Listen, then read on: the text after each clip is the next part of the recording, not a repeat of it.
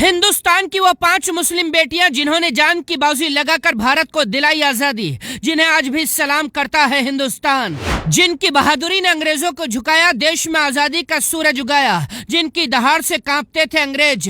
देखिए उन बहादुर बेटियों की कहानी। भारत की आजादी में हर धर्म, हर जाति, हर समुदाय के लोगों ने कुर्बानियां दी। भारत की इसी एकता के सामने अंग्रेज भारत छोड़कर भागने पर मजबूर हुए थे। भारत 15 अगस्त 1947 को आजाद हुआ था। देश आज अपना 80वां स्वतंत्रता दिवस मना रहा है। लाखों कुर्बानियों के बाद भारत ब्रिटिश शासन से आजाद हुआ था। आज हम आपको उन 5 मुस्लिम महिलाओं से मिलाएंगे जिन्होंने जान की बाजी लगाकर अंग्रेजों की गुलामी की जंजीरों को तोड़ दिया था और भारत को आजाद कराने में अहम योगदान निभाया था। आज भी हर हिंदुस्तानी इनके नाम पर सिर झुकाकर सलाम करता है। आबदी बानो बेगम जिन्हें प्यार से पूरा देश बी अम्मा कहता था।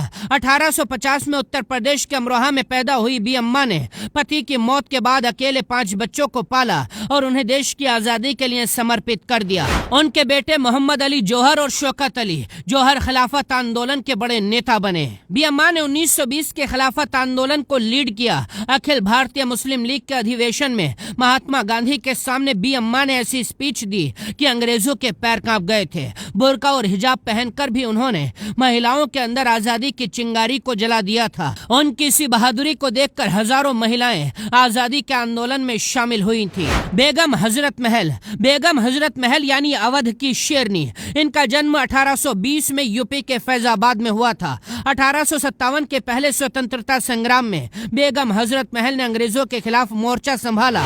जब उनके पति नवाब वाजिद अली शाह को अंग्रेजों ने कैद किया था तो बेगम हजरत महल ने 80,000 सैनिकों की फौज खड़ी कर दी थी और शेरनी की तरह लखनऊ में अंग्रेजों से लोहा लिया था। उनके साथ हिंदू मुस्लिम एकजुट होकर लड़े थे और अंग्रेजों की सांसें उखाड़ दी थी। वो आखिरी सांस तक लड़ती रही। नेपाल में शरण ली लेकिन कभी नहीं झुकी।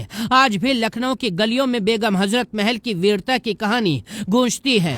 बेगम निशातुन्निसा मोहिनी इनकलाब जिंदाबाद का नारा देने वाले हसरत मोहिनी की पत्नी थी। उन्होंने बाल गंगाधर तिलक के साथ मिलकर विद्रोह की लड़ाई लड़ी। अंग्रेजों के सामान का बहिष्कार करने के लिए भारत के पहले खादी उद्योग का उद्घाटन किया था। उन्होंने पर्दा त्याग कर कांग्रेस सेशन में क्रांतिकारी स्पीच दी थी और उर्दू मुल्ला अखबार चलाया था। इनकी क्रांतिकारी सोच ने अंग्रेजों को भी हैरान कर दिया था। बेगम अनीस किदवई 1906 में यूपी के बाराबंकी में पैदा हुई थी। उनके पति शफी अहमद किदवई भी क्रांतिकारी थे। वो देश के लिए लड़ते हुए शहीद हो गए थे। पति की मौत के बाद बेगम अनीस किदवई गांधी जी के साथ स्वतंत्रता संग्राम में कूद गईं। आजादी के बाद राज्यसभा सांसद बनी। लाखों गरीबों के लिए राहत शिविर चलाए। बंटवारे का दर्द सीने में लगाकर शरणार्थियों की मदद करती रही।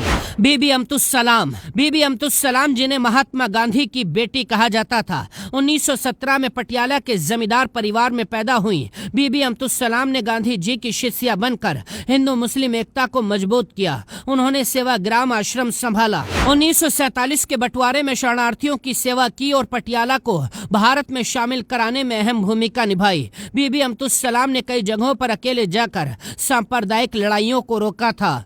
उन्होंने अपनी पूरी जिंदगी गांधी जी के सिद्धांतों पर जी और आजादी की इस लड़ाई में अहम भूमिका निभाई। इन 5 मुस्लिम बेटियों के अलावा इस देश की आजादी के लिए लाखों लोगों ने कुर्बानियां दी हैं। आज अगर हम आजाद हवा में सांस लेते हैं तो इसके पीछे ऐसे ही हर धर्म के हजारों क्रांतिकारियों की कुर्बानी है। अगर ये वीडियो आपको अच्छा लगा हो तो इस वीडियो को शेयर जरूर कीजिए। Bureau report.